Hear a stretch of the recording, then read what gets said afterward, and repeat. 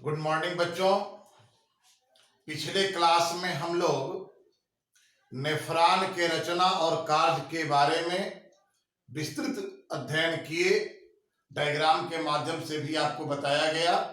हम आज वहां से थोड़ा आगे बढ़ेंगे और मूत्र के अवयव, कंपोनेंट्स ऑफ यूरिन, मतलब यूरिन जो हम उत्सर्जित पदार्थ के रूप में शरीर से बाहर निकालते हैं, उस मूत्र में कौन कौन सी सामग्रियां होती हैं, उसका केमिकल कंपोजिशन और उसके जो अवयव हैं उस पर चर्चा करें। हम थोड़ा पीछे चलते हैं। नेफ्रॉन में संपन्न होने वाली क्रियाओं का आप स्मरण करें तो पाएंगे कि वहां दो तरह की क्रियाएं हुई थी। पहला ग्लोमेरुलर फिल्ट्रेशन जो अल्ट्रा फिल्ट्रेशन था, और दूसरा चयनात्मक पुनः अवशोषण, सिलेक्टिव रीएब्जॉर्प्शन। इसको रीएब्जॉर्प्शन और इसको फिल्ट्रेशन कहकर भी लिखा जाता है, फिल्ट्रेशन और पुनः अवशोषण। लेकिन इसका विधिवत अगर नाम है तो यह भी इस रूप में भी इसको प्रस्तुत किया जा सकता है कि पहले फेज में ग्लोमेरुलर फिल्ट्रेशन हुआ और फिर उस फिल्ट्रेशन के बाद जो सेलेक्टिव प्रोडक्ट जो थे उसके लिए जो उपयोगी थे उसका पुनः अवशोषण हो गया। इन दोनों क्रियाओं के संपादन के पश्चात नेफ्रॉन में ये सारे पदार्थ, यूरिक अम्ल हुआ, क्रेटिनिन हुआ, ह्यूपरिक अम्ल हुआ, पोटेशियम हुआ, अमोनिया हुआ, ये सारे पदार्थ सामान्य संग्राहक नलिका से होते हुए मूत्रवाहिनी द्वारा मूत्राशय में जाती है और ये मूत्र के रूप में शरीर से बाहर निकलते हैं। लेकिन इसके अलावा भी उसके जो रंग हैं, आप फील करेंगे कि उसमें जो हल्का सा कलर होता है, उस कलर का कारण क्या है और उसके केमिकल कंपोजिशन में और भी कौन कंपोनेंट है उस पर चर्चा करेंगे। अब मूत्र के अवयव की चर्चा जब हम करेंगे तो सबसे पहली जो बात आपको जानने योग्य है, ये प्रश्न भी कभी कभी पूछता है कि मूत्र का रंग पीला क्यों होता है, हल्का पीला, लाइट येलो क्यों होता है। आप जान लीजिए, आपके शरीर में आरबीसी है, लाल रक्त कोशिकाएं या लाल रक्त कणिकाएं, ये जब मृत होती हैं, मतलब मर जाती हैं, तो इसमें जो हीमोग्लोबिन, आरबीसी में हीमोग्लोबिन था, आपको याद होना चाहिए। तो आरबीसी के जो हीमोग्लोबिन है वे यूक्रोम नामक रासायनिक पदार्थ का उत्पादन करते हैं, जिसके कारण इसी यूरोक्रोम के कारण मूत्र का रंग हल्का पीला होता है। इसके अलावा इसमें यूरोबिलिन और एरिथ्रिन भी पाए जाते हैं। अगर हम अम्ल क्षार भस्म के आधार पर इसकी प्रकृति को देखें तो इसकी प्रकृति अम्लीय होती है, ये अम्लीय होते हैं, जिसका पीएच 4.5 to 8 के बीच होता है। इसमें इस अंतराल में यदि है तो ठीक है, इससे कम या ज्यादा होना उचित नहीं है, वो प्रतिकूल परिस्थिति है। एक सामान्य वयस्क मनुष्य प्रतिदिन 1.5 to 1.8 लीटर मूत्रोत्सर्जन करते हैं। ये मूत्र के संबंध में कंपोनेंट की भी बात है और कुछ बेसिक बातें थी जो ये है। अब हम इसमें अलग अलग अवयवों का प्रतिशतता रखेंगे। अब हम मूत्र की रासायनिक संरचना की बात करें तो मोटे तौर पर इसमें 3 भाग होते हैं। सबसे बड़ी मात्रा जल की होती है, वे कुल मूत्र का लगभग 95 से 96% उसकी भूमिका होती है, जबकि यूरिया 2% और बाकी जो छोटे छोटे कंपोनेंट हैं जैसे यूरिक अम्ल, ह्यूपरिक अम्ल, creatinine, phosphate, oxalate, potassium, hydrogen, ये सारे के सारे माने घटक जो हैं वो 2 से 3% में सिमट जाते हैं और इस प्रकार मूत्र की रासायनिक कंपोजिशन बन जाती है। अगर इसको हम अकार्बनिक और कार्बनिक पदार्थ के रूप में विभाजित करके देखें तो सोडियम प्रतिदिन लगभग 6 ग्राम, पोटेशियम 2 ग्राम, कैल्शियम 0.2 ग्राम, फॉस्फेट 1.7 ग्राम और कार्बनिक पदार्थों में यूरिया 20 से 30 ग्राम, यूरिक अम्ल 0.6 ग्राम और क्रेटिनिन 1.2 ग्राम के आसपास उत्पादन होते हैं। ये उत्सर्जी पदार्थ के रूप में बनते हैं।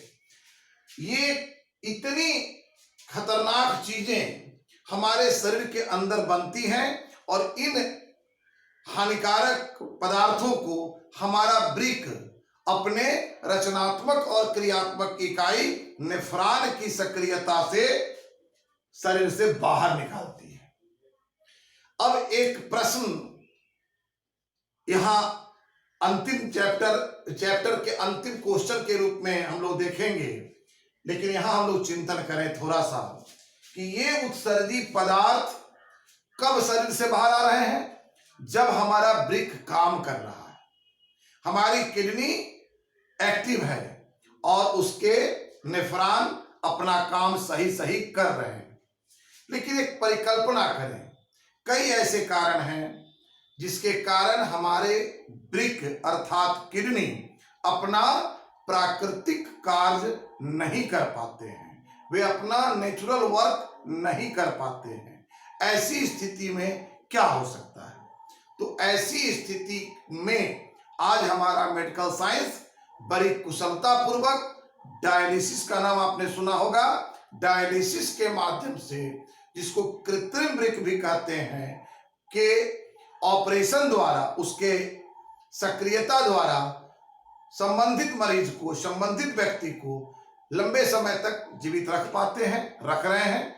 तो ये मूत्र के अवयव थे। अब हम आगे देखेंगे हेमोडायलिसिस या डायलिसिस। मानव जीवन की संपूर्ण सक्रियता को आप देखें तो आप पाएंगे कि उत्सर्जी अंग के रूप में वृक्क की बहुत बड़ी भूमिका है।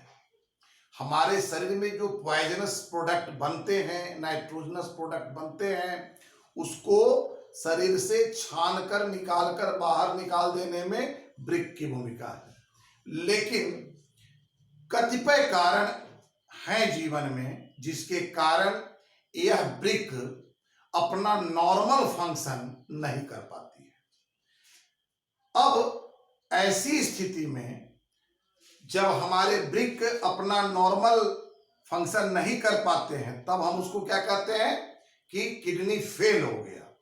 कभी कभी किसी व्यक्ति के एक किडनी फेल होते हैं तो एक किडनी से भी वो लंबे समय तक जीवित रह सकता है, लेकिन कभी कभी उसके दोनों किडनी फेल हो जाते हैं। वैसी स्थिति में संबंधित व्यक्ति को बचाना एक मेडिकल साइंस के लिए चुनौती होता है, और मेडिकल साइंस इस चुनौती को जिस टेक्नोलॉजी से एक्सेप्ट करते हुए ठीक करती है, उसका नाम है हीमोडायलिसिस या डायलिसिस। इसका उपयोग असामान्य है। जब हमारे नॉर्मल किडनी काम नहीं कर रहे हैं, हमारा प्राकृतिक रूप से जो हमारे पास किडनी है वो अपना काम नहीं कर पा रहा है, तब इसकी जरूरत होती है। मैं लिखा हूं कि हमारे वृक्क द्वारा अपने कार्य संपादन न कर पाने की स्थिति में वृक्क का क्या काम है? उत्सर्जी पदार्थों को छानना और उसमें से उपयोगी पदार्थ को फिर लेकर उत्सर्जी पदार्थ नाइट्रोजन युक्त जो है उसको शरीर से बाहर निकाल देना। यदि इस काम को हमारा वृक्क, हमारी किडनी नहीं कर पा रही है, तो ऐसी स्थिति में हमारे पास एक चिकित्सीय विकल्प है डायलिसिस, हेमोडायलिसिस या डायलिसिस का। इस संपूर्ण प्रक्रिया के लिए एक विशिष्ट उपकरण, डायलिसिस उपकरण या मशीन का उपयोग होता है, जिसे हम कृत्रिम वृक्क के रूप में देख सकते हैं, यह एक आर्टिफिशियल किडनी होता है जिसके माध्यम से वही काम संपादित कराते हैं हम जो हमारी किडनी कर रही थी। अब आपके मन में प्रश्न उठ रहा होगा कि आखिर किडनी फेल क्यों होती है, किडनी अपना काम करना बंद क्यों कर देती है। तो ये कुछ कारण हैं, इन कारणों से हमारी किडनी काम करना बंद कर देती है या एप्रोप्रिएट काम नहीं कर पाती है। वे कारण है, यदि वृक्क में किसी कारण से संक्रमण हो जाए तो भी उसकी सक्रियता प्रभावित हो जाएगी। मधुमेह, डायबिटीज एक बहुत बड़ा कारण है किडनी फेलियर का। तो और आप जानते हैं कि मधुमेह क्या है, चीनी की बीमारी। तो जिस व्यक्ति को चीनी की बीमारी होते हैं उसके किडनी पर उसका बहुत खराब असर होता है और अंततः किडनी फेल हो सकता है। तीसरा कारण है हाई ब्लड प्रेशर, उच्च रक्तचाप, इसके कारण भी किडनी काम करना बंद कर देती है। चौथा कारण है कि आप सुने होंगे कि पेन किलर दवा वगैरह नहीं खाना चाहिए अधिक मात्रा में। तो मेडिसिन के निगेटिव इफेक्ट या साइड इफेक्ट के रूप में भी किडनी पर अगर लगातार प्रभाव पड़ रहा है तो एक समय आकर किडनी अपना काम करना बंद कर देगी या जो उसका काम करने का जो एक्यूरेसी है वो अस्त व्यस्त हो जाएगी। और पांचवा है जो दुर्घटना जनित है, किसी कारण से एक्सीडेंट के कारण अगर वृक्क काम नहीं कर रही है तो हम हीमोडायलिसिस या डायलिसिस के उपयोग द्वारा हम कृत्रिम वृक्क, आर्टिफिशियल किडनी के रूप में संबंधित व्यक्ति की जान बचा सकते हैं। अब अगले क्लास में हम लोग जब मिलेंगे तो इसी डायलिसिस उपकरण पर चर्चा करेंगे कि ये डायलिसिस का जो चिकित्सीय विकल्प है मानव जीवन को बचाने के लिए, वह उपकरण कैसा होता है और वह काम कैसे करता है, और संभवतः यह उत्सर्जन का लास्ट चैप्टर होगा। धन्यवाद।